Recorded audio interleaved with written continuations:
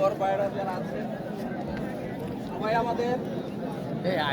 আমাদের আপনজন, খেলায় হার জিত থাকবে। আজকে দুই দল জিতবে এমন তো ইতিহাসে নাই, একদল হারবে একদল জিতবে। এই হারার মধ্যেও আনন্দ আছে, জিতার মধ্যেও আনন্দ আছে। আমি মনে করি হারার মধ্যে আনন্দটা বেশি, যে আগামী দিন আমরা আরো শক্ত অবস্থানে যাব।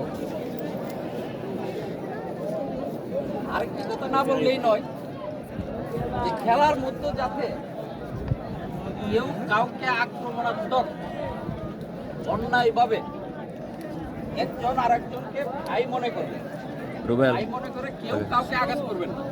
এটা আপনাদের কাছে জোর হাতে কাকুতি বিনতি করে বলছি, আঘাত করবেন না কাউকে।